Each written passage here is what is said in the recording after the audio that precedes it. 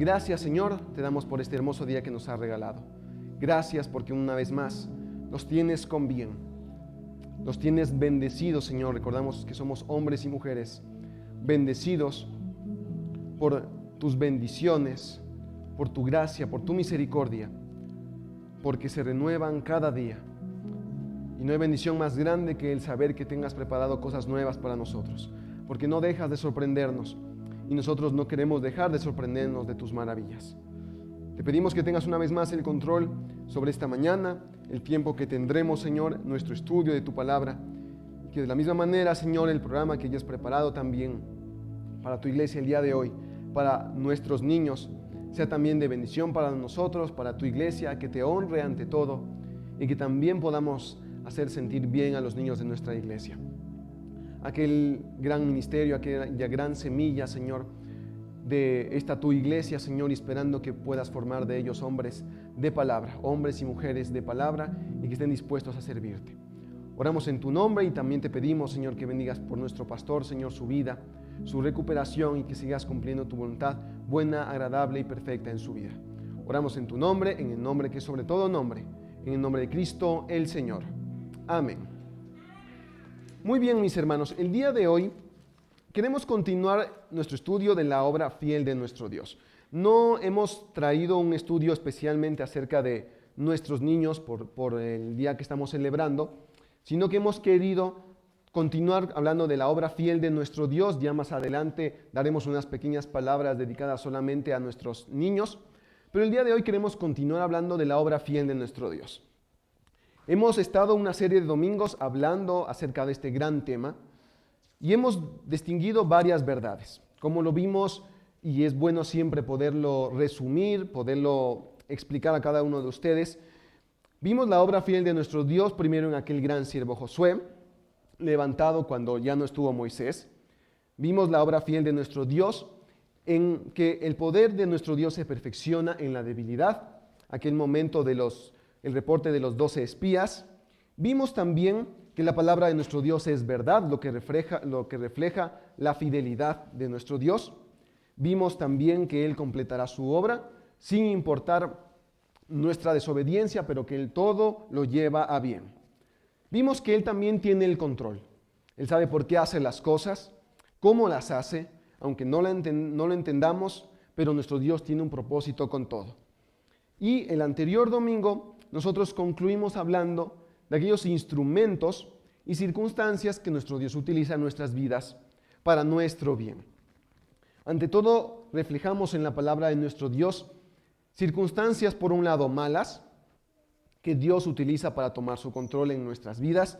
Sabemos como enfermedades, necesidades, circunstancias buenas, las bendiciones de nuestro Dios día a día, los detalles, las sorpresas que Él tiene para nosotros.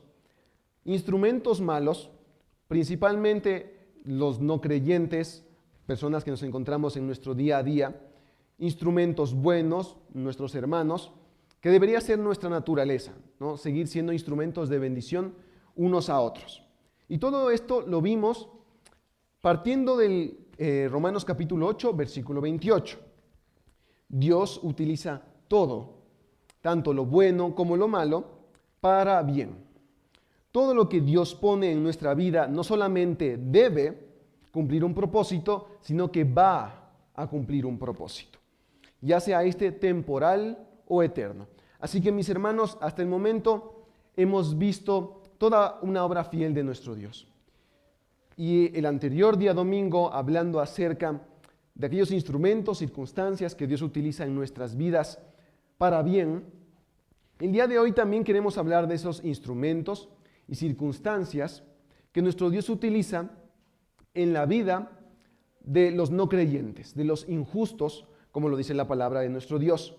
Así que el día de hoy queremos reflejar una verdad muy importante. Si bien decimos que para el creyente, el justo, todo es para bien, tanto parcialmente, que es nuestra madurez espiritual, como eternamente ya es nuestra salvación, para el no creyente, para el injusto, todo es para mal. Y para nosotros puede haber ahí un punto de un encontronazo al decir que para el injusto, para el no creyente, todo es para mal. Porque pues hemos visto en nuestro día a día que tenemos personas, compañeros de trabajo, compañeros de estudio, no creyentes, que los vemos prosperar, los vemos vivir bien, a veces parece no haber nada que les preocupe verdaderamente, pero el final de ellos, nuestro Dios ya lo ha planeado, ya lo ha predeterminado. Si bien es cierto que para el injusto, aquel plan de nuestro Dios eterno es su condenación, como lo dice Marcos 16:16, el que creyere y fuere bautizado será salvo, mas el que no creyere será condenado. Pero parcialmente, ellos no tienen algo muy importante que nosotros como creyentes sí tenemos, y es a Cristo primeramente. Y sabemos que la palabra de nuestro Dios y nuestro Dios que es fiel en su palabra, nos refleja miles de bendiciones para nosotros.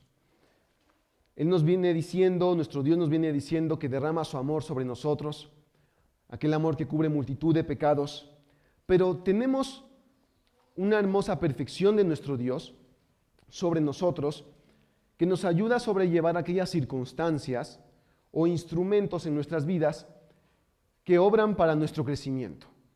Y es la paz que solamente Él puede darnos.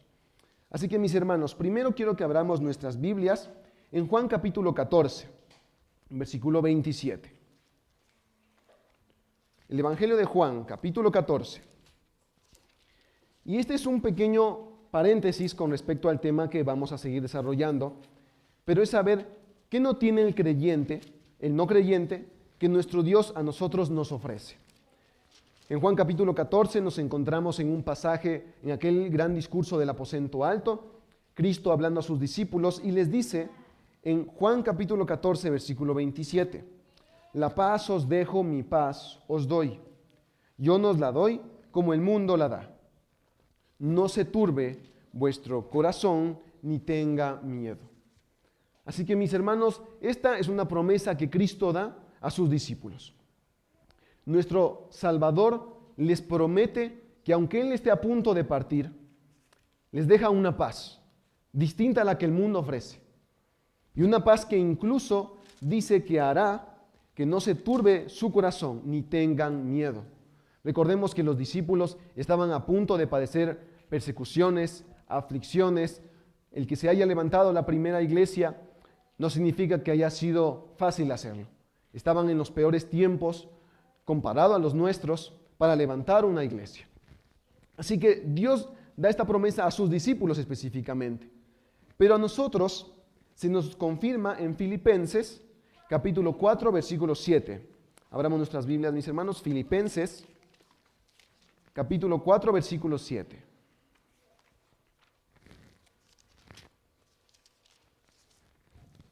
Y este es un pasaje que habla el apóstol Pablo a la iglesia de Filipos. Este último capítulo de esta epístola son una serie de instrucciones que da el apóstol Pablo. Y nos dice en el versículo 7 de Filipenses capítulo 4, y la paz de Dios que sobrepasa todo entendimiento, guardará vuestros corazones y vuestros pensamientos en Cristo Jesús. Y aquí vemos que nuestro Dios primeramente es un Dios de paz. El versículo 9, si vemos más adelante, la última línea nos dice, y el Dios de paz estará con vosotros. Así que si vemos que tenemos a nuestro Dios, que es un Dios de paz, y esa paz sabemos que la ha buscado en los pecadores que éramos nosotros, en reconciliarnos con Cristo, pero Él no solamente es un Dios de paz, es un Dios que provee paz. Y así nos lo promete Pablo en esta epístola. Dios provee una paz que no podemos entender, que está presente en nosotros, en nuestras vidas, y que nos dice lo mismo que dijo a sus discípulos en Juan capítulo 14. Una paz que nos dice, no se turbe vuestro corazón, ni tengan miedo. Así que mis hermanos, eso es la gran bendición que nosotros podemos tener en nuestras vidas de parte de nuestro Dios. Recordemos que tenemos un sinnúmero de bendiciones espirituales que nuestro Dios nos regala. No se comparan con las bendiciones que llegarán en nuestra vida en el reino milenial, con nuestro Cristo en su presencia, pero es algo que el no creyente no tiene, la paz de Dios. pero es algo que necesita. Y es algo que solamente Dios mismo, pero a través de nosotros, como sus hijos, podemos acercar al no creyente esa paz. Una paz que sobrepasa todo entendimiento. Y sabemos, mis hermanos, que no es fácil. No es fácil poder decir en medio de las circunstancias o en medio de la necesidad, aflicciones, tener paz. Pero cuando podemos encontrarla, cuando nos exponemos tanto a la palabra de nuestro Dios, la vamos a encontrar. Y vamos a estar dispuestos a saber que nuestro Dios está obrando todo para bien. No vamos a dudar de su obra. No vamos a ser como aquellos siervos de nuestro Dios a lo largo de la historia, como aquellas palabras de Job ante nuestro Dios, aquella manera de rehusarse de Jonás al momento que Dios le envía a hacer su obra. Pero entenderemos la obra de nuestro Dios. Pero es una paz que solamente nuestro Dios puede darla y que el no creyente la necesita. Así que el día de hoy, mis hermanos, queremos ver un gran ejemplo en la palabra de nuestro Dios acerca de aquel mal que llega en la vida del no creyente, que es parcial. Ya sabemos que el eterno, pues es su condenación eterna. Pero ¿qué sucede con el parcial? Y vamos a ver un gran ejemplo en la palabra de nuestro Dios, que ya lo mencionamos la anterior semana, que tal vez a muchos nos pueda sorprender. Y es el caso de Nínive. Así que, mis hermanos, abramos nuestras Biblias en Jonás capítulo 1.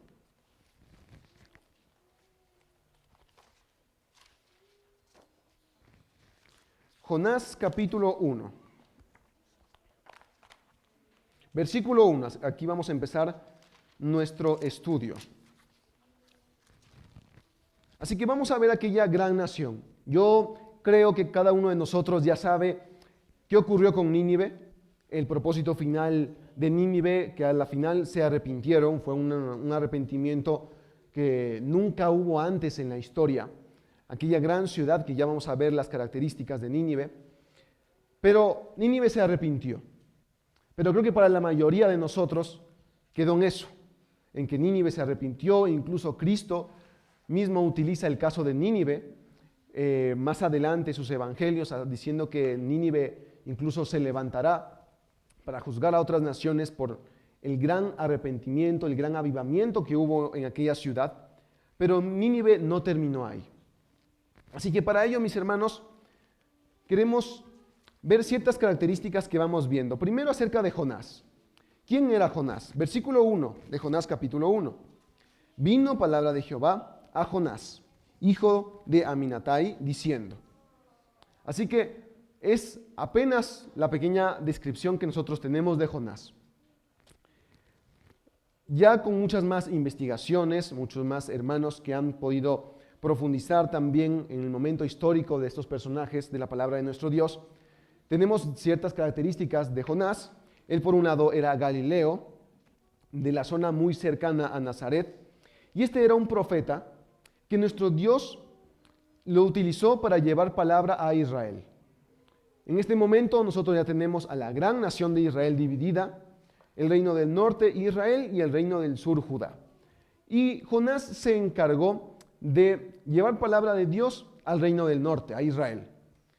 Pero algo muy curioso en esta obra que Jonás ya venía haciendo es que él no pudo realizar una obra completamente basada en la palabra de Dios en el reino del norte, sino que él permitió junto al rey, que en aquel entonces era Jeroboam, que la nación prospere en riqueza, que prospere en sabiduría, pero no una sabiduría celestial. Seguía siendo una nación que se estaba corrompiendo poco a poco. Mucho más adelante va a ser pues puesta en cautiverio la nación de Israel. Pero era una obra que Jonás ya estaba haciendo. Y Jonás es un retrato muy similar al pueblo de Israel. ¿Por qué lo decimos de esta manera? Porque por un lado Jonás fue escogido y comisionado. Fue enviado a hacer una obra.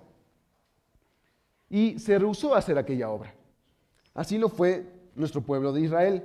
Fue elegido previamente por medio de Abraham, pero con el paso de los años fueron apartándose de Dios mismo. Otra característica es que Se rebeló en contra de su voluntad, ya lo decíamos, y como un pasaje que vimos nosotros del pueblo de Israel, de aquel mismo pasaje de los dos espías, nos dice que se tentaron a Dios incluso 10 veces la nación de Israel. Otra característica es que Jonás fue milagrosamente preservado. Sabemos que él estuvo en el vientre del pez 3 días.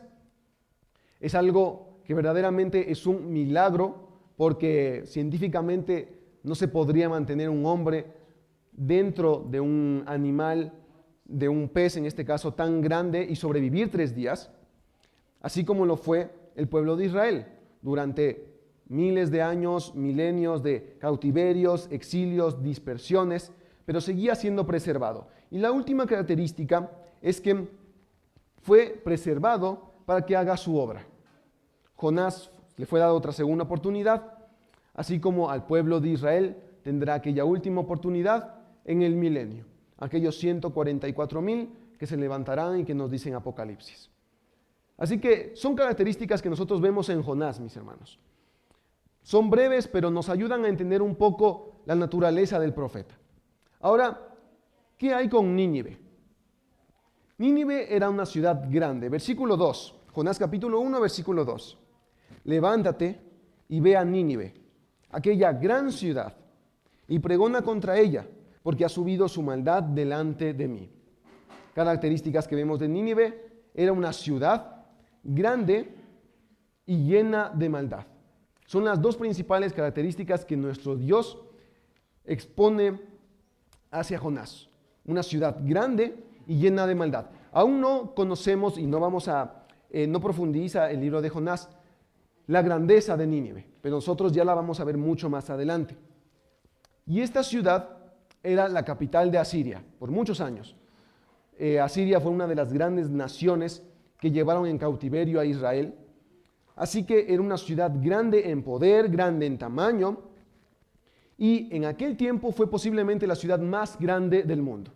Era Nínive. Y a aquella ciudad fue enviado Jonás. Fue la primera nación pagana a la que se fue enviado un profeta de nuestro Dios a llevar la palabra.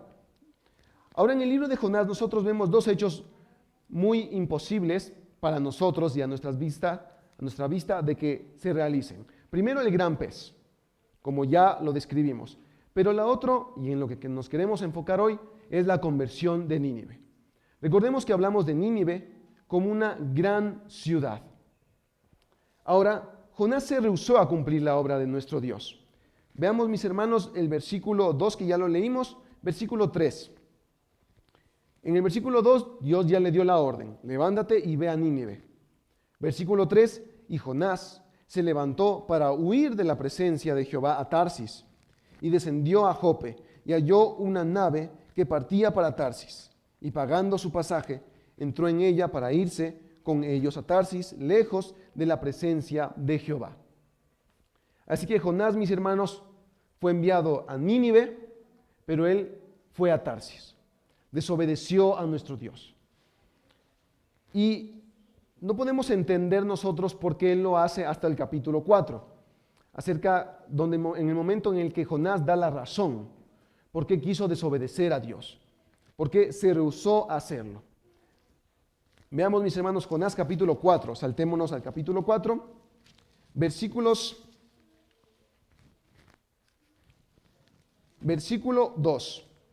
Jonás capítulo 4, versículo 2. Lloró a Jehová y dijo: ahora, oh Jehová, ¿no es esto lo que yo decía estando aún en mi tierra? Por eso me apresuré a huir a Tarsis, porque sabía yo que tú eres Dios clemente y piadoso, tardo en enojarte y de grande misericordia, y que te arrepientes del mal. Así que Jonás está dando la razón por la que él se rehusó a llevar la obra de nuestro Dios. Él se rehusó contra la clemencia de Dios, contra su piedad, contra su tardanza para la ira, contra su grandeza en misericordia. Contra ello se rebeló Jonás. Fue la razón principalmente que tuvo Jonás en no llevar la palabra de nuestro Dios. Como lo dijimos al principio, Jonás estaba llevando la obra al pueblo de Israel. Y Nínive era la primera ciudad pagana a la que fue enviada la palabra de nuestro Dios. Y Jonás tenía los aires de un salvador para Israel. De decir, la palabra de Dios no puede ser llevada a una nación pagana. Yo no haré aquella obra. No seré aquel primer profeta que lleve la palabra de Dios a una nación con tanta maldad. Así que él se rehusó. Por esa razón, dijo, la palabra de Dios es solamente para Israel, para la nación de Israel, para el pueblo escogido. Así que no llevaré la palabra de Dios a Nínive. Y esa fue la razón por la cual Jonás se rehusó. Y Jonás, creyéndose pues aquel gran salvador, como lo mencionábamos, fue reprendido. Ya sabemos que Dios preparó un gran pez, lo tuvo durante 3 días. Luego este pez al final del capítulo 3 ya nos muestra que expulsó nuevamente a Jonás y se le fue dada otra oportunidad. No queremos ahondar mucho, mis hermanos, en cuál fue el proceso de Jonás, porque no es nuestra enseñanza el día de hoy. Queremos enfocarnos en Nínive, en aquella gran ciudad. Así que, ¿cómo termina Nínive? Una ciudad tan grande como lo era Nínive terminó arrepintiéndose. Sus habitantes, su rey y hasta sus animales fueron puestos en ayuno. Así que, mis hermanos, Jonás capítulo 3, versículo 1, vino palabra de Jehová por segunda vez a Jonás diciendo, aquí vemos la segunda oportunidad que Dios le da a Jonás. Levántate y ve a Nínive, aquella gran ciudad, y proclama en ella el mensaje que yo te diré. La misma instrucción que le dio al inicio. Y se levantó Jonás y fue a Nínive. Esta vez sí fue conforme a la palabra de Jehová. Y era Nínive ciudad grande en extremo, de 3 días de camino. Así que una vez más vemos la característica de Nínive, una ciudad muy grande, 3 días de camino. Se puede decir que estos 3 días de camino tomaba entrar a la ciudad, pues darle toda la vuelta obviamente a la ciudad y salir nuevamente. Pero sabemos que no fue una obra que tardó solamente 3 días, pues ya el hecho de profetizar, de llevar palabra a Dios, ya demoraría el momento y el trayecto de Jonás. Así que podemos decir que fueron varios días que Jonás estuvo dentro de Nínive. No sabemos cómo se pudo haber sentido él en medio de una nación pagana, con estatuas, con ídolos, con templos a sus dioses. Pero ahí estaba Jonás, reacio. Finalmente llegó la obra, pero como vimos en el capítulo 4, el arrepentimiento que él tuvo no fue genuino. Él cumplió la obra, lo hizo. Él llevó palabra a Nínive, lo hizo. Pero luego reclamó nuevamente a Dios. En el capítulo 4, nosotros vemos en el versículo 3, ahora pues, oh Jehová, te ruego que me quites la vida, porque mejor me es la muerte que la vida. Versículo 4, y Jehová le dijo, ¿haces tú bien en enojarte tanto? Y salió Jonás de la ciudad y acampó hacia el oriente de la ciudad, y se hizo allí una enramada, y se sentó debajo de ella a la sombra, hasta ver qué aconteciera en la ciudad. Así que vemos a un Jonás reacio, a un Jonás que muestra que no tuvo un arrepentimiento genuino, y que incluso salió de la ciudad y se quedó para curiosear. Dijo, puede ser que Dios a la final no se arrepienta. Él se quedó lejos de la ciudad y, como lo dice la última parte del versículo 5, hasta ver qué aconteciera en la ciudad. Y Dios ya había proclamado que ya no caería el juicio sobre Nínive, pero él se quedó. Él dijo, por si acaso. Tal vez Dios se arrepintió de su mal, pero ahora se arrepintió de que no caiga condenación sobre ellos, sí. Esperaré que caiga fuego del cielo y que los consuma. Así que Jonás estaba aún expectante. Pero sabemos que ahí terminó la historia de Nínive. Nínive se arrepintió. Continuemos, mis hermanos, en el capítulo 3, versículo 4. Y comenzó Jonás a entrar por la ciudad, y camino de un día, y predicaba diciendo, de aquí a 40 días Nínive será destruida. Y los hombres de Nínive creyeron a Dios, y proclamaron ayuno, y se vistieron de cilicio, desde el mayor hasta el menor de ellos. Así que, mis hermanos, vemos un profeta no con la mejor intención del mundo, no con el mensaje tan grande como hubiéramos esperado, simplemente está diciendo de aquí a 40 a 40 días, Nínive será destruida. Y ese es el mensaje que lleva Jonás. Pero la ciudad de Nínive se arrepiente. Tal vez, y podemos creer y podemos suponer que el mensaje o aquella historia de Jonás llegó a sus oídos, porque sabemos que en aquella barca que estuvo Jonás estaban otros tripulantes que dijeron: ¿por qué te has rehusado y has huido de la presencia de tu Dios? Tiraron a Jonás hacia el mar, se lo tragó el pez, pero aquellos navegantes pudieron haber traído esa misma historia a Nínive. Y ellos, al ver a Jonás, después de 3 días de pensar que estaba muerto, por eso se refleja mucho la historia de Jonás con nuestro Salvador, porque fueron 3 días que él estuvo en la tumba, así como 3 días estuvo Jonás en el vientre del pez. Pero tal vez esta historia tuvo impacto en ellos y creyeron de inmediato. Versículo 6. Y llegó la noticia hasta el rey de Nínive, y se levantó de su silla, se despojó de su vestido y se cubrió de cilicio y se sentó sobre ceniza, e hizo proclamar y anunciar en Nínive por mandato del rey y de sus grandes, diciendo: hombres y animales, bueyes y ovejas, no gusten cosa alguna, no se les dé alimento ni beban agua, sino cúbranse de cilicio hombres y animales, y clamen a Dios fuertemente, y conviértase cada uno de su mal camino, de la rapiña que hay en sus manos. Versículo 9. ¿Quién sabe si se volverá y se arrepentirá Dios, y se apartará del ardor de su ira, y no pereceremos?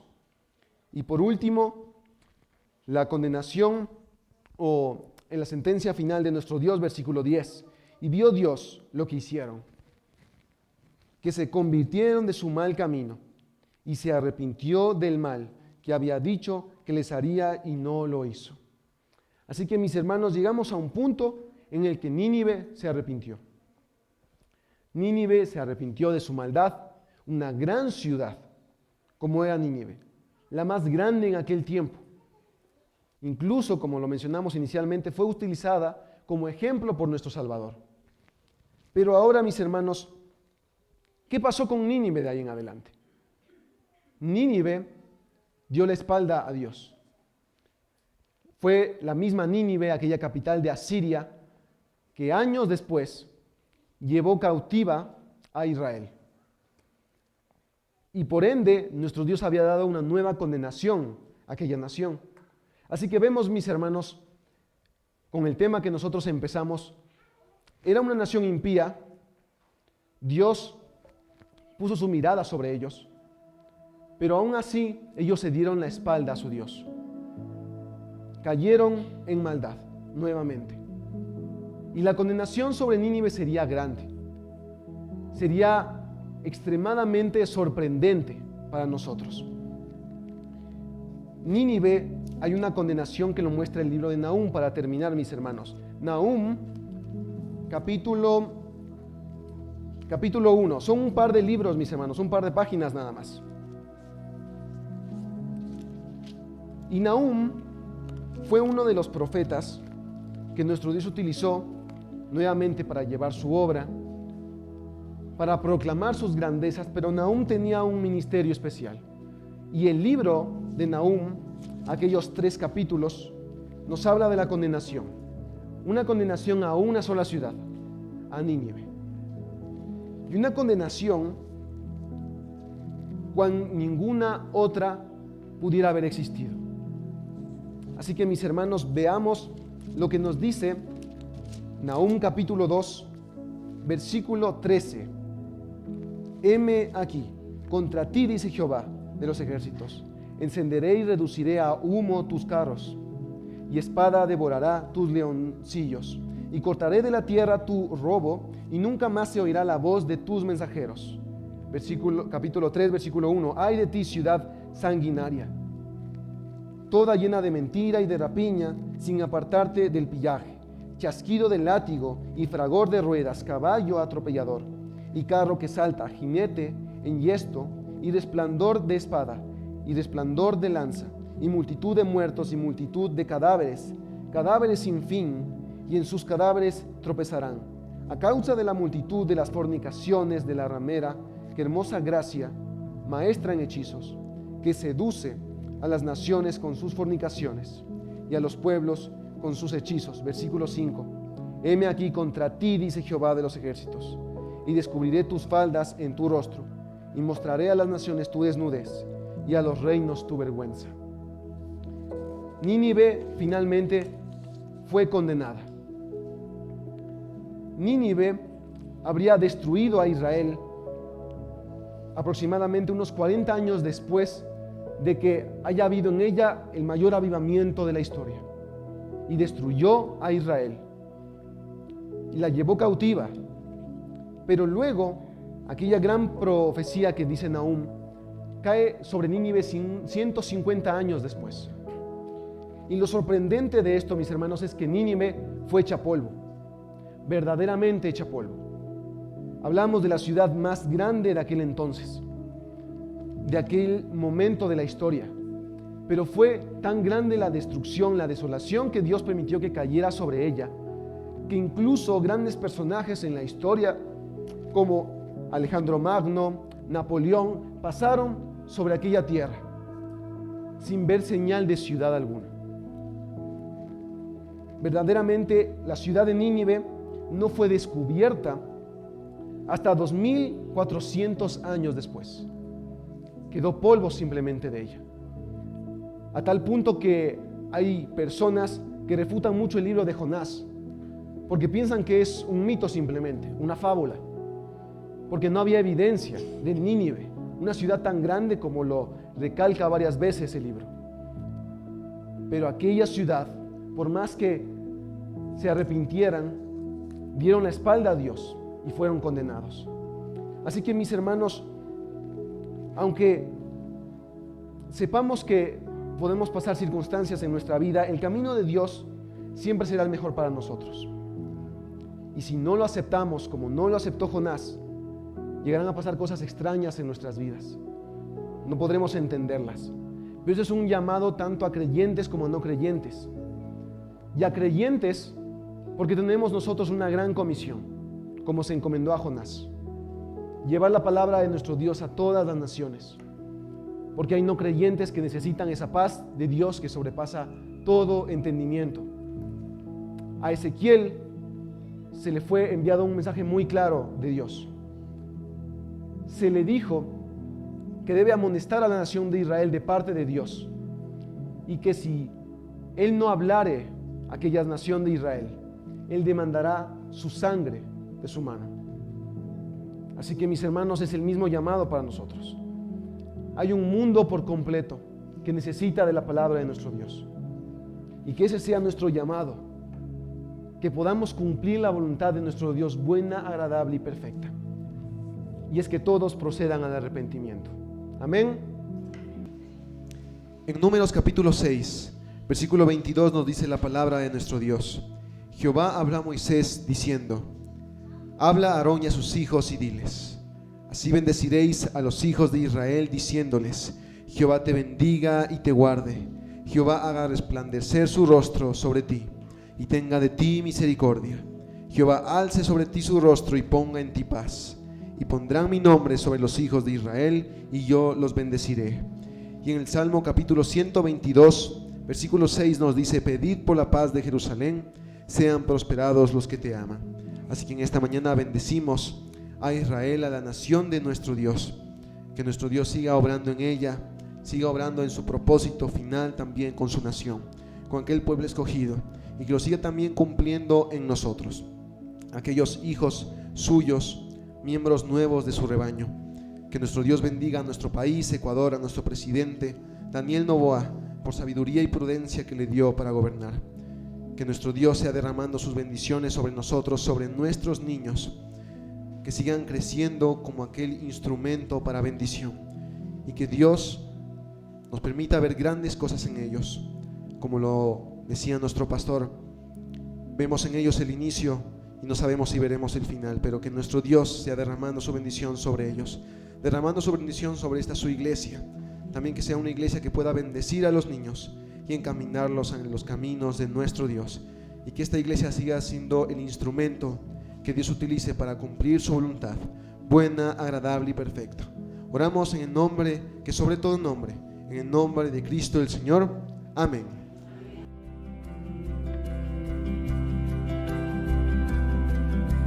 Gracias por ser bueno.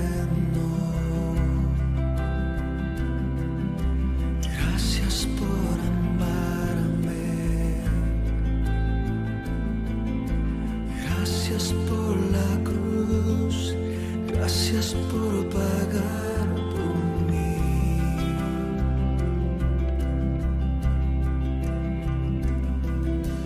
Gracias por salvarme.